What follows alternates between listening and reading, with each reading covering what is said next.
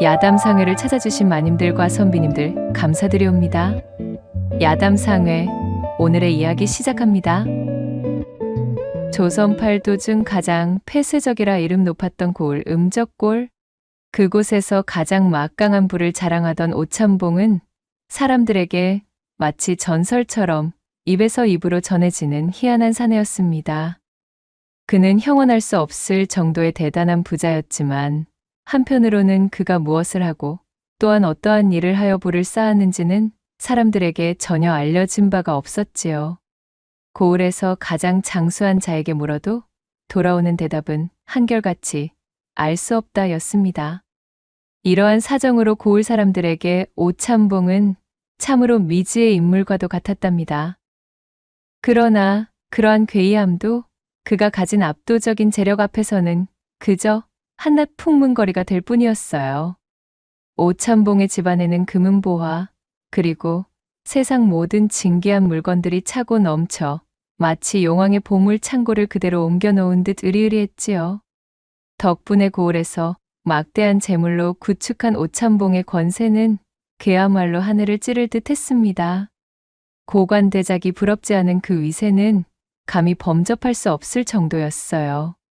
고을어님은 진작에 오참봉에게 매수되어 있었고 그리하여 고을의 그 어떤 도적들도 감히 이 오참봉의 집을 털 생각을 하지 못하였습니다. 그는 자신의 권세를 뽐내기라도 하듯 곧잘 황금으로 번쩍이는 가마를 타고 다녔는데 그 화려함은 보는 이들의 눈을 멀게 할 지경이었습니다. 한양의 그 내로라 하는 육조 판서들조차도 이 정도로 호화로운 가마를 타고 다닌다는 소리는 듣지 못하였으니까요. 하지만 사람들은 오참봉의 얼굴을 마주하기를 몹시 꺼렸습니다. 그의 얼굴은 마치 한 폭의 괴이한 그림과 같았기 때문이었던 것입니다. 활알 타오르는 불길처럼 부릅뜬 두 눈은 보는 이의 심장을 꿰뚫는 듯했고 툭 튀어나온 주먹만 한 광대 뼈는 험상궂은 인상을 더욱 강조했어요. 무엇보다도 그의 얼굴 전체를 뒤덮은 수염이 문제였습니다. 희끗희끗하고 마구잡이로 자라있던 수염은 마치 도깨비의 털을 연상시켜 사람들에게 공포감을 안겨주었지요. 그리하여 사람들은 그런 오참봉을 도깨비 수염이라고 부르며 수근거리기도 했답니다. 아이들은 호환과 더불어 오참봉을 가장 무서워하였습니다. 오참봉의 이름만 들어도 울음을 터뜨렸고 어른들조차 그의 그림자만 봐도 슬금슬금 피해 다녔지요. 오참봉의 집 앞은 늘 한산했고 그의 가마가 지나갈 때면 사람들은 고개를 숙이고 숨을 죽였습니다. 흡사 역병이라도 퍼진 듯 오참봉의 주변에는 늘 묘한 긴장감과 공포가 맴돌고 있었더랬어요. 시간이 흘러 마을에는 또 다른 이상한 소문이 돌기 시작했습니다. 오참봉이 몰락한 양반 가문의 딸과 혼인을 맺었다는 이야기였지요. 사람들은 오참봉의 재력에 혹한 양반 가문이 딸을 팔아넘기듯 혼인을 시킨 것이라 수군거렸습니다. 하지만 그 소문 속 신부의 모습을 본 사람은 아무도 없었어요. 그녀의 존재는 실체 없이 소문 속에서만 맴돌 뿐이었기에 사람들은 금세 흥미를 잃어버렸지요. 그런데 얼마 지나지 않아 또 다른 소문이 마을을 휩쓸기 시작했습니다. 다름 아닌 오참봉이 두 번째 혼인을 했다는 것이었어요. 이번에도 역시 어느 몰락한 양반 가문의 딸이라는 이야기가 덧붙여졌습니다. 하지만 첫 번째 혼인 때와 마찬가지로 두 번째 부인의 모습을 본 사람조차 아무도 없었지요. 마을 사람들은 불안감에 휩싸였습니다. 오참봉의 기괴한 외모와 온통 비밀에 쌓인 두 번의 혼인, 그리고 사라진 부인들까지 이 모든 것이 불길한 징조처럼 느껴졌습니다. 저기 말이야, 혹시 오참봉이 부인들을 해코지한 것은 아닐까? 아, 그 외에 밤마다 오참봉 집에서 이상한 비명 소리가 들린다는 소문도 있지 않던가? 이 사람! 그런 말 함부로 뱉으면 아니됨을 모르는가?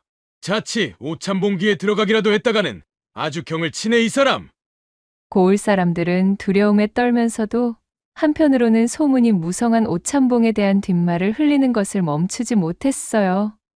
시간이 지날수록 오참봉의 대궐 같은 기와집은 점점 더 거리낌의 대상으로 변해갔고 그의 그림자는 마을 전체를 짓누르는 듯했습니다.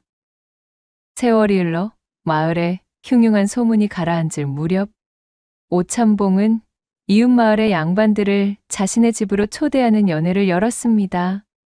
그들은 다름 아닌 새로 성장하고 있던 고을의 분홍층들에게 도전을 받던 입지가 위태로웠던 향촌 양반들이었어요. 이 시기 경제력을 갖춘 분홍층은 고을의 수령을 중심으로 관권과 결탁하게 되었고 향안의 이름을 올리는가 하면 향회를 장악하여 향촌 사회에서 영향력을 높이고 있었지요.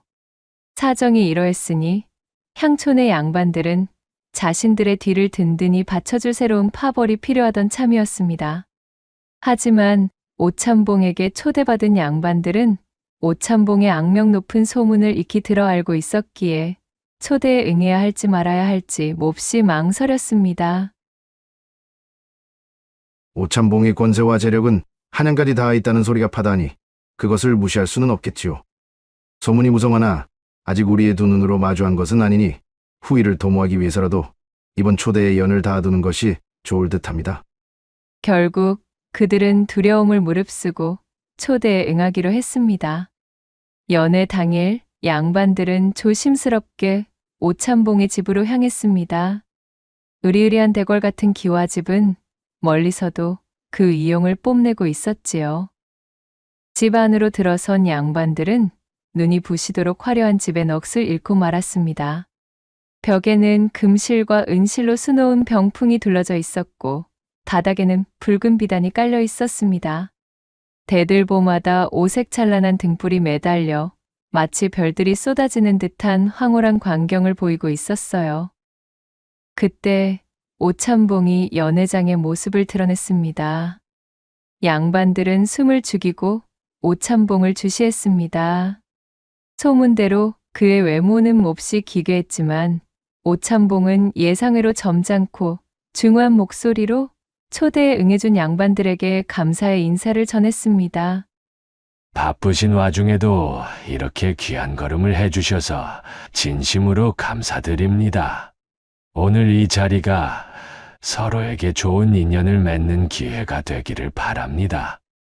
오참봉의 부드러운 말투와 정중한 태도에 양반들은 긴장을 풀고 안도의 한숨을 내쉬었습니다.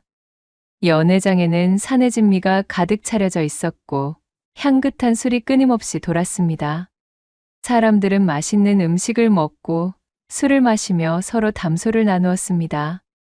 오참봉의 재력과 훌륭한 접객 태도 덕분인지 그의 흉측한 외모는 더 이상 문제가 되지 않는 듯했습니다. 분위기는 점차 화기애애해졌고 연애는 밤늦도록 이어졌답니다. 특히 한 양반 가문의 두 딸이 스스럼 없이 오참봉과 대화를 나누었습니다.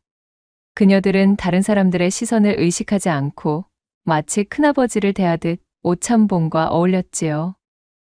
그렇게 잔치가 끝날 무렵 오참봉은 그녀들이 가장 좋아할 만한 비단옷과 놀이개, 장신구들을 골라 한가득 선물하기에 이르렀어요. 그것이 인연이 되어 이후 두 딸과 그 가족들은 오참봉의 집을 몇 번 더 방문했습니다. 가족들이 방문할 때마다 오참봉은 눈이 뒤집힐 듯한 선물과 특산물들을 대접하여 환심을 샀지요. 그러던 중 오참봉은 두 딸 중 막내이던 수님에게 청혼의 뜻을 내비쳤습니다. 언니는 동생에 비해 조금 더 아름다운 외모를 지녔지만 시기와 질투가 많았고 또한 호기심이 과한 탓에 때때로 오참봉에게 무례를 범하는 경우가 많았답니다. 하지만 수님은 성정이 차분했으며 또한 반듯한 태도에 나긋나긋한 우아함을 지니고 있었기에 이것이 오참봉의 마음을 움직이는 결정적인 계기가 된 듯 보였지요. 뛰어난 무예를 가지고 무과에 급제하여 입궁하였으나 누명을 쓰고 축출당에 가난한 양반으로 지내고 있었던 아버지는 늘 가슴 한켠에 욕심이 도사리고 있었습니다. 그러던 차에 연이 닿은 이 오찬봉의 막대한 재산에 줄곧 마음이 끌리던 참이었어요. 오찬봉의 외모 따위는 눈에 들어오지도 않았습니다. 하지만 그렇다고 무조건 자신의 딸을 오찬봉에게 시집 보낼 수는 없는 노릇이었습니다. 추문이 무성하던 오찬봉의 전처들에 대한 것들도 알아봐야 했기에 아버지는 아직 서로에 대해 잘 모르니 조금 더 시간을 두고 생각해 보겠다 답했어요. 그러자 오찬봉은 따님이나 가족분들 누구든 상관없습니다. 저 역시 저를 둘러싼 수많은 괴소문들을 익히 알고 있기에 결정이 어렵다는 것을 잘 알고 있습니다. 허니 제 집에서 한 달간 저와 함께 지내보시는 것이 어떻겠습니까? 그러면 자연히 뜬 소문이라는 것을 알게 되실 겁니다. 라는 제안을 하는 것이었습니다. 고민하던 아버지는 흡족해하며 오찬봉의 제안을 받아들이게 되었어요. 그동안 오찬봉이 보여준 번듯한 모습 때문인지 온 가족이 함께 오찬봉의 집에서 한 달간 살기로 결정했습니다. 그렇게 오찬봉과 함께 지내면서 그의 전처들이 모두 병으로 죽었다는 사실도 알게 되었지요. 그리고 오찬봉의 자상한 태도와 인간미 넘치는 모습에 처음에는 걱정을 하던 수님 역시 점점 그에게 호감을 느끼게 되었습니다. 처음에는 그저 어린 처자를 후첩으로 두려는 심산이신가 싶어 걱정을 하던 참이었습니다. 헌데 지금은 어떻소? 그것이 저희 편협한 착각이었음을 알게 되었지요. 하하, 그러하오.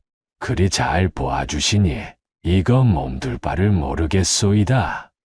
그렇게 두 사람의 분위기가 무르익었고 어느덧 약속한 한 달이 끝나던 마지막 날 밤, 결국 오찬봉은 스님에게 정식으로 청혼을 하였습니다. 아직도 두렵고 모든 것이 걱정된다면 청혼은 없던 일로 하여도 좋소이다. 아니에요. 날이 물론 저도 좋사옵니다. 수님은 망설임 없이 오찬봉의 청혼을 승낙했지요.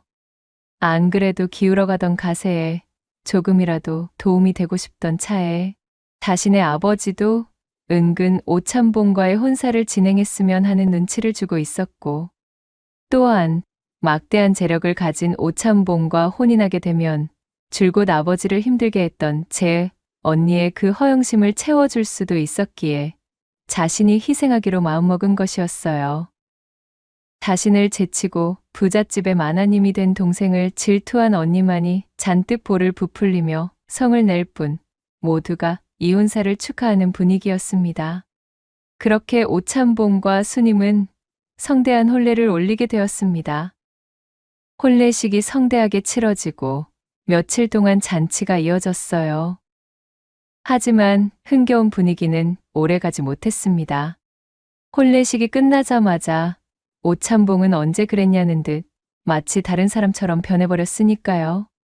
이전에는 사람들을 초대하고 잔치를 베풀기를 좋아하더니 이제는 문을 굳게 걸어 잠그고 외부와의 교류를 완전히 끊어버렸습니다.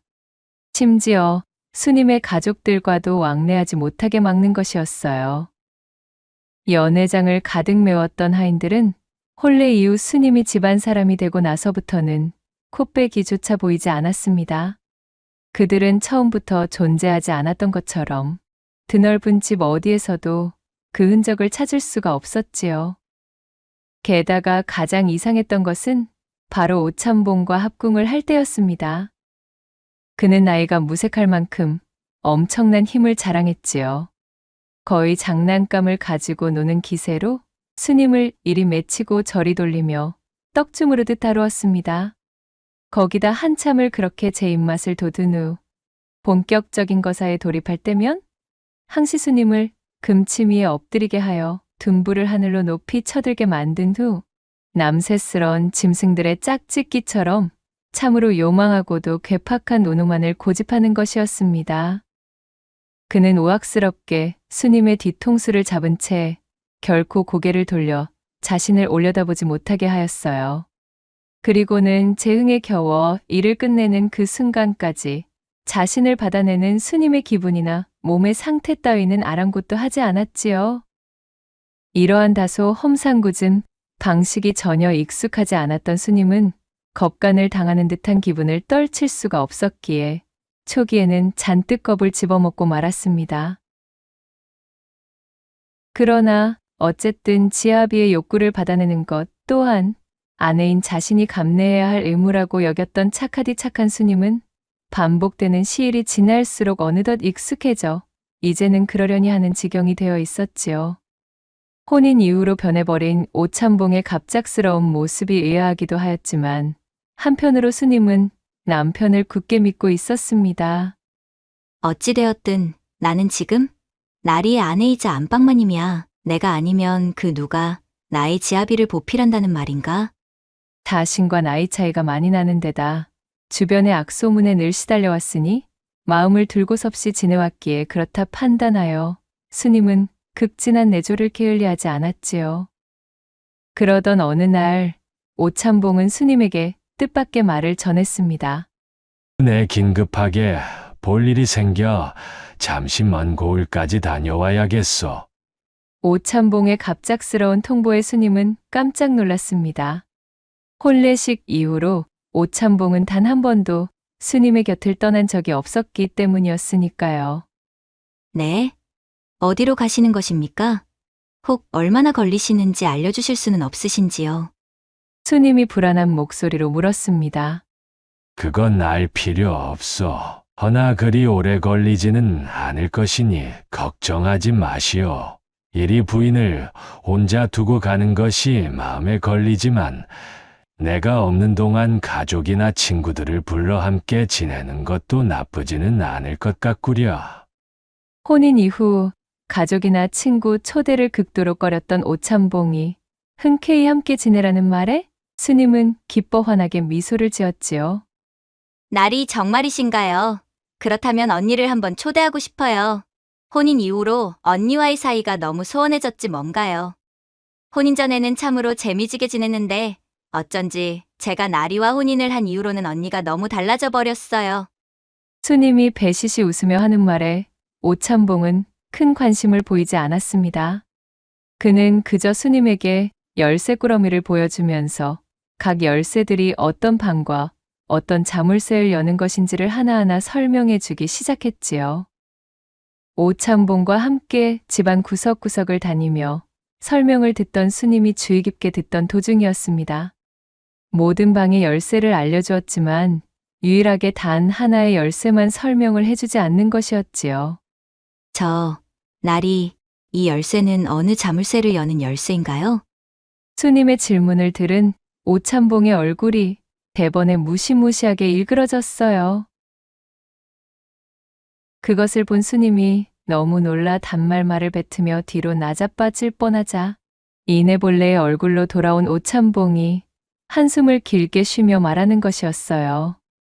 나를 따라와 보시오. 그리고는 스님을 데리고 행강채 가장 구석에 마련된 흐미진 곳간 앞에 멈춰 섰습니다. 그는 그녀에게 마지막 남은 열쇠에 대한 주의 사항을 알려주었습니다. 마지막 열쇠는 바로 이 곳간의 자물쇠요. 우리 집의 모든 방들은 당신의 가족들에게 보여줘도 상관없지만 이 따로 만들어둔 곳간만큼은 절대로 열어서도 누구에게 보여주어서도 아니 돼요. 만약 부인이 이 약속을 어긴다면 아무리 부인이라 할지라도 결코 용서하지 않을 것이요. 예, 명심하겠습니다, 나으리. 스님은 오참봉의 말을 꼭 지키겠다고 대답했습니다.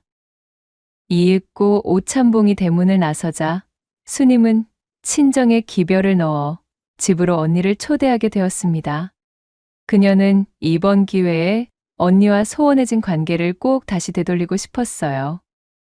얼마 뒤 스님의 기별을 받고 집으로 당도한 언니가 쌀쌀맞게 입을 열었지요. 부잣집 노인네에게 시집가. 친정은 아예 까맣게 잊고 지내는 줄 알았더니 네가 어쩐 일이니? 이 언니를 다 초대하고 말이야? 언니, 무슨 그런 말이 다 있어. 그저 나리께서 조금 사정이 있어 그동안 연락을 하지 못했던 것뿐이야. 어휴, 기집애. 이 얼굴 좋아진 것 좀 보라지? 아주 잘 먹고 잘 지내는 듯 싶구나. 아버지께서도 딸 자식 팔아 재물을 얻은 기분이라며 그간 걱정이 많으셨는데 기우였다 말씀드려야겠어. 그런 걱정하지 않으셔도 된다고 꼭 좀 전해줘, 언니. 나는 여기서 잘 지내고 있으니까. 흥, 이 자리는 역시 내가 꿰찼어야 되는 것이었는데 말이야. 집안 여기저기를 기웃거리던 언니가 부러움과 질투가 섞인 말투로 비아냥댔지요. 수님은 어색한 미소를 지으며 최대한 언니의 비위를 거스르지 않기 위해 애썼습니다. 그렇게 한참이나 언니의 호기심을 채워주며 집안 탐방을 이어나가던 중 마당으로 나와 행랑채 쪽을 살펴보던 언니가 말했지요. 헌데 참으로 이상해. 이렇게 커다란 대궐에 하인이 하나 없다는 것이 말이 되니? 행랑채까지 이리 크게 지어놓고 어찌 부리는 하인이 하나도 없어? 우리 혼례식 이후로 다들 사정이 생겨 나가버렸다고는 하는데 실은 나도 그게 이상하긴 해. 야, 그게 말이 되니? 네 혼례식 때 하인들이 좀 많았어? 그 많은 사람들이 하루아침에 다 사정이 생겨 나갔다는 말을 어찌 믿느냐? 아무튼 네 서방, 그 오찬봉이라는 사람 여러모로 정말 수상쩍다 이거야. 제 언니가 열을 올리며 오찬봉의 험담을 이어나가자 자신의 지아비를 나쁘게 말하는 것이 기분 좋을 리 없었던 수님은 입술을 대빨이나 내밀고 뾰루퉁해졌습니다. 그러거나 말았거나 언니는 행랑 여기저기를 쏘다니며 호기심을 흘려댔어요. 넓은 집안을 헤집는 데에 정신이 팔려 어느덧 해가 뉘엿뉘엿지는 시간이 다가왔고 간단하게 식사를 마친 두 사람은 부른 배를 두드리며 소화도 시킬 겸 마당으로 산책을 나왔지요. 그러다 언니는 행랑채 구역에서 유일하게 구경하지 않은 마지막 공간, 즉 오찬봉이 경고했던 바로 그 구석진 곳간을 가리키며 물었습니다. 예, 수님아. 저기 저 음침한 광처럼 보이는 곳은 대체 뭐야? 언니의 손가락이 향하는 방향을 본 스님이 깜짝 놀라며 대답했어요. 아, 저곳은 관심을 가지면 아니 될 곳이야. 날이 깨서 저쪽의 곳간만큼은 반드시 열지 말라 신신당부를 하였어. 오찬봉이 절대 열어서는 안 되는 방이라며 약속까지 했다는 말을 하자 언니의 호기심이 더욱 커졌습니다. 흥, 그래봐야 네 남편인데 부인인 네가 좀 살펴보면 어디가 어떻다고 그러는 거니? 팔을 붙잡고 매달리는 수님을 질질 끌며 언니는 성큼성큼 곳간 쪽으로 걸어갔습니다. 문짝에서부터 괴이한 분위기를 풀풀 풍기고 있는 곳간을 올려다보며 언니가 의심이 가득한 목소리로 중얼거렸지요. 자, 내 말을 좀 들어봐봐. 자고로 곳간이라 함은 벼 외에도 살림살이나 여러 물건들을 보관하는 곳이라는 거 너도 알고 있지? 그거야 잘 알고 있지. 헌데 그게 왜? 야, 이 멍청아. 곳간은 추수 후에 거둔 벼를 저장하기 때문에 습기 조절이 용이한 털을 쓴단 말이야. 게다가 쥐를 비롯한 해수들이 접근하기 어렵게 만들어야 된다는 것이지.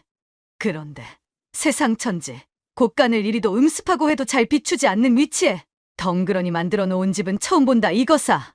게다가 너의 남편 또한 그리 엄하게 말하는 것을 보면 아무리 보아도 예사 물건을 보관하는 곳이 아닐 듯 싶다는 말씀이야? 그런 것은 잘 모르겠어. 그렇지만 이곳은 건드리지 않겠다 약속했으니까. 언니, 이만 다른 곳을 구경하자. 다른 곳은 죄다 둘러보고 여기 하나만 남았잖아. 자, 어떠냐 수님아. 아무도 모르게 슬쩍 열어보면 되지 않겠느냐? 잠깐 열어보고 뭐가 있는지 살펴본 후에 몰래 닫아버리면 그야말로 아무도 모를 거야.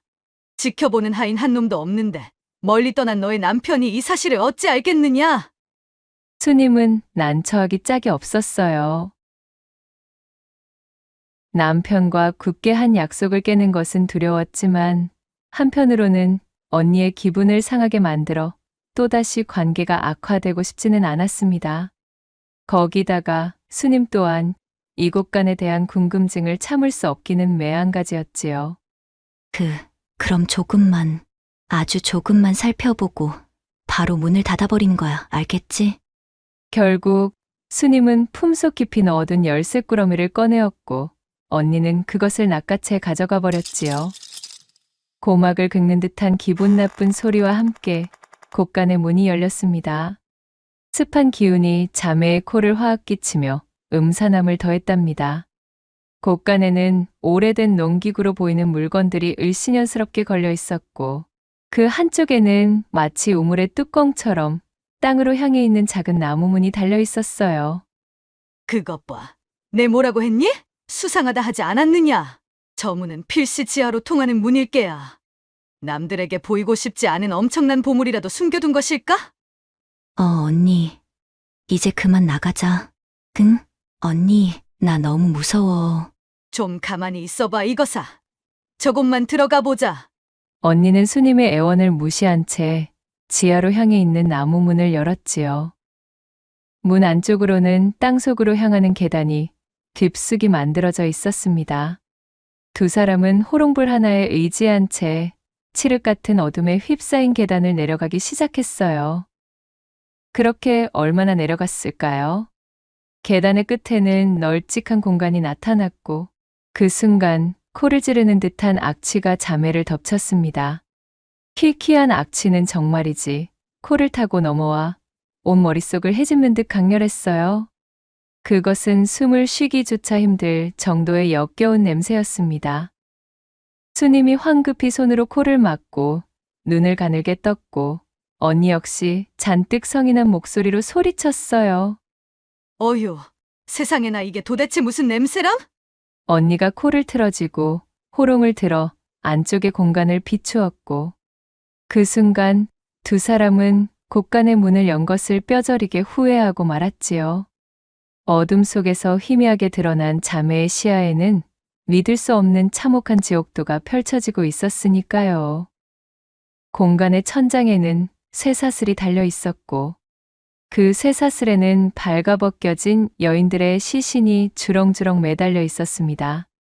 그들의 몸은 이미 썩어 문드러져 형체를 알아보기 힘들 정도였어요. 한쪽 구석에는 하인의 차림새를 하고 있는 시신들 또한 널브러져 있었습니다. 시신 중에서는 아직 부패하지 않은 비교적 최근의 것으로 보이는 시신도 있었지요. 바닥은 흥건한 피로 붉게 물들어 있었고 또한 핏물은 이미 말라붙어 끈적거렸습니다. 이 모든 장면들은 정녕 지옥의 한 장면을 연상시키기에 충분했어요. 수님은 숨이 멎을 듯한 충격에 휩싸였습니다. 심장이 미친 듯이 쿵쾅거리고 온몸이 사시나무 떨듯 떨렸지요. 다리에 힘이 풀려 그 자리에 주저앉을 것만 같았습니다. 이게 도대체 무슨... 수님이 넋이 나간 채 중얼거렸습니다. 바로 그때 수님은 그만 충격을 이기지 못하고 제 손에 들고 있던 열쇠를 바닥으로 떨어뜨리고 말았어요. 수님아. 어서 여기서 나가야 해! 언니가 다급하게 외쳤습니다. 그녀의 목소리에 정신을 차린 수님은 쓰러질 듯 힘겹게 몸을 일으켜 열쇠를 주워 들었어요. 두 자매는 혼비백산하며 계단을 올라와 곳간을 빠져나왔습니다. 곳간의 문을 닫고 자물쇠의 빗장을 걸어 잠갔지만 끔찍한 악취와 참혹한 광경은 여전히 머릿속에서 떠나지 않았지요. 수님과 언니는 덜덜 떨리는 손으로 피 묻은 손과 꽃신을 씻기 위해 우물로 향했습니다. 그러다가 열쇠 꾸러미의 마지막 열쇠에 핏자국이 배어 있음을 알아차렸지요. 엄마야, 이걸 어째? 아까 바닥에 떨어뜨렸을 때 묻었나 봐. 수님이 차가운 물로 씻고 또 씻었지만 열쇠에 묻은 핏자국은 아무리 문질러도 지워지지 않았어요.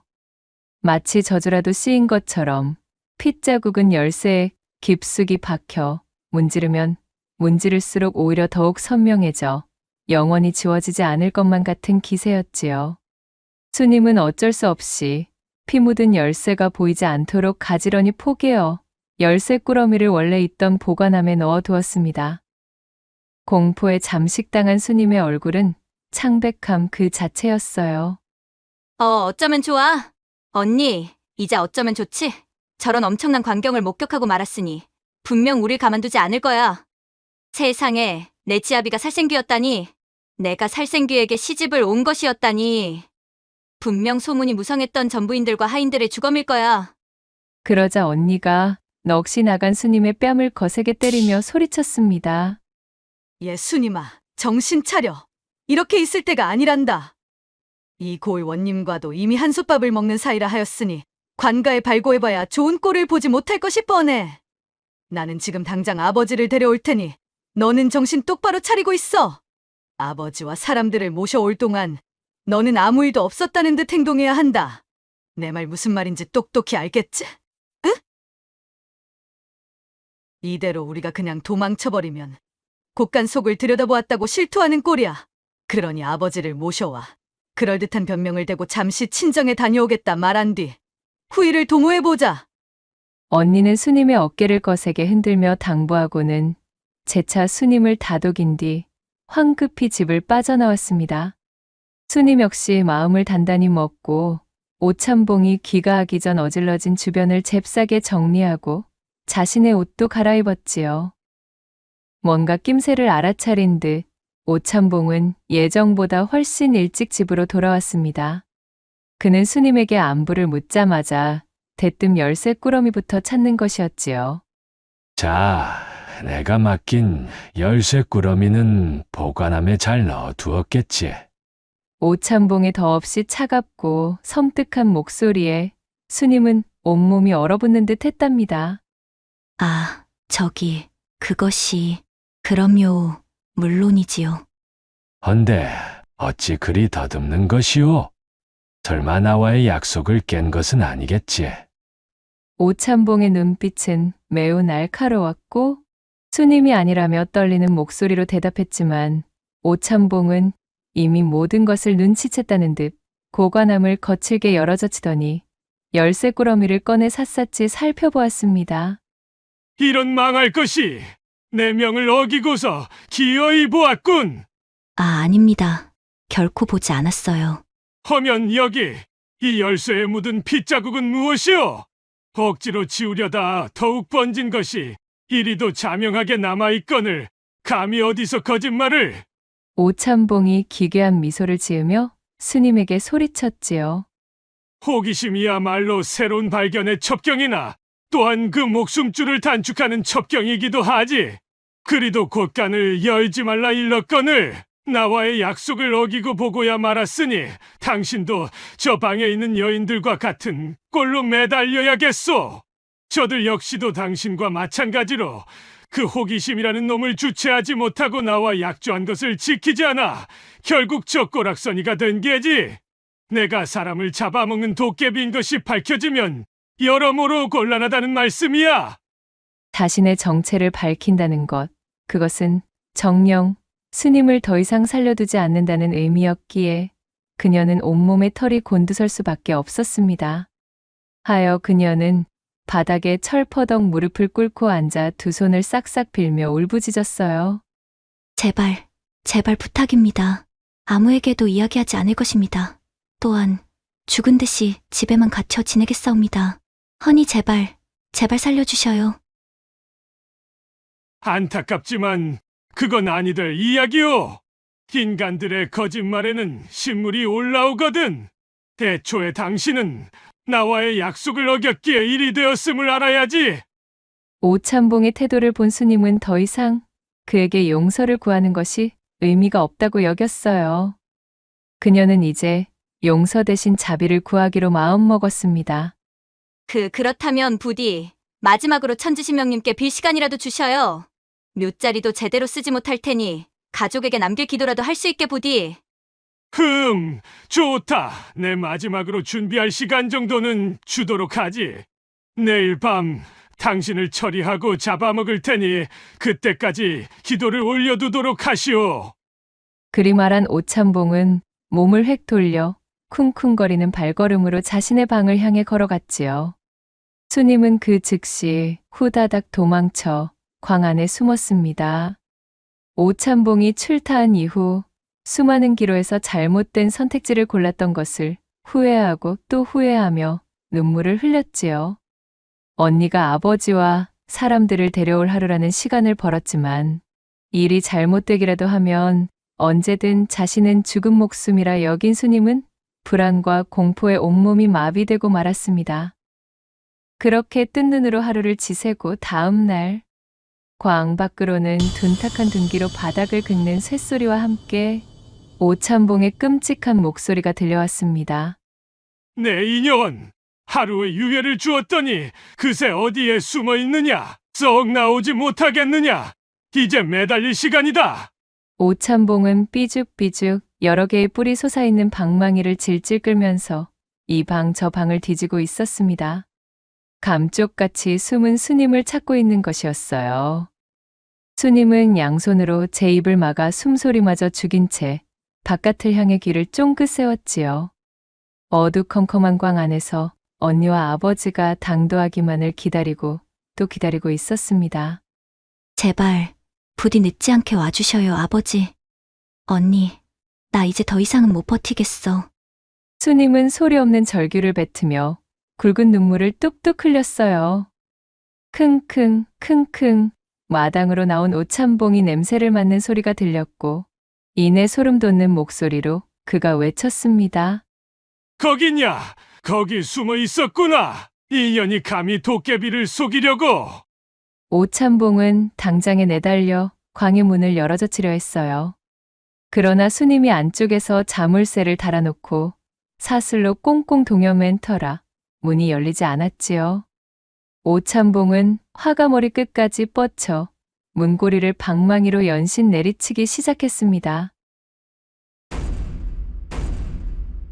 마른 하늘에 천둥번개가 내리치듯 오찬봉의 방망이가 광의 출입문과 문고리를 내리찍는 소리가 천지를 울렸고 머리를 감싸진 채 절망에 빠진 스님은 거의 까무라치기 직전이 되고 말았지요. 옳거니 열었다! 벌컥 하는 소리와 함께 나무 문이 부서지며 활짝 열리고 말았습니다. 오찬봉의 모습을 본 스님은 비명을 지르며 살려달라고 애원했지만 오찬봉은 스님의 머리채를 사정없이 잡아 바깥으로 끌고 나갔지요. 나를 이리 애먹이다니! 내년을 죽여 통째로 잡아먹은 뒤 너의 가족까지도 모조리 잡아들여주마! 오찬봉이 방망이를 높이 들어올리며 키득거렸지요. 이제 모든 것이 끝장이라 여긴 스님은 두 눈을 질끈 감은 채 바닥에 엎드리고 말았습니다. 방망이가 스님에게 내리꽂히는 바로 그 순간 스님 아버지의 환도가 오찬봉의 등에 깊숙이 박혔습니다. 갑작스러운 공격에 오찬봉이 뒤를 돌아보니 스님의 언니와 그녀의 아버지 그리고 장정들 여럿이 각각 무기를 꼬나들고 마당에 들어와 있었지요. 이후 몰려든 사람들이 저마다의 무기로 오찬봉을 공격하기 시작했고 결국 오찬봉은 비명도 지르지 못하고 쓰러지고 말았어요. 한참의 시간이 지난 후 마당에 피어오른 뽀얀 먼지가 걷히자 오찬봉이 쓰러진 자리에는 오찬봉 대신 윗입술이 하늘에 닿고 아랫입술은 땅에 닿을 정도로 커다란 입을 가진 무시무시한 요괴의 주검이 죽어 있었지요. 거국이다! 사람으로 둔갑해 있던 놈의 정체가 거국이었어! 절체절명의 순간에 목숨을 건진 스님은 그 자리에 주저앉아 오줌을 지리고 말았고 그녀의 언니가 인파에서 뛰쳐나와 스님을 껴안으며 울음을 터뜨렸어요. 스님아, 미안하다. 정말 미안해. 나 때문에 하마터면 너를 잃을 뻔하다니 참으로 내가 바보 같았어. 그녀와 스님은 서로를 부둥켜 안으며 대성통곡하였고 그렇게 고을을 떠들썩하게 만들었던 일련의 사건들과 그간 실종된 사람들의 사연까지 모두 밝혀져 오찬봉으로 둔갑해 고을 사람들을 잡아먹었던 요괴 거국이는 비명행사하게 되었답니다. 오랫동안 부와 권력으로 사람들을 속이며 끔찍한 일들을 저질러온 거국이 도깨비 수염으로 불리던 오찬봉이 최후를 맞고 가족들의 도움으로 살아남은 스님은 오찬봉이 지니고 있던 막대한 재산을 상속받게 되었어요. 내가 이리 목숨을 부지할 수 있었던 것은 요괴의 손에 억울하게 당한 사람들의 원혼을 풀고 또한 사람들을 도우며 살아가라는 천지신명의 큰 뜻이라 생각됩니다. 허니, 제게 넘어온 이 재물들은 가난하고 어려운 사람들을 도우는 것에 쓰도록 하겠어요.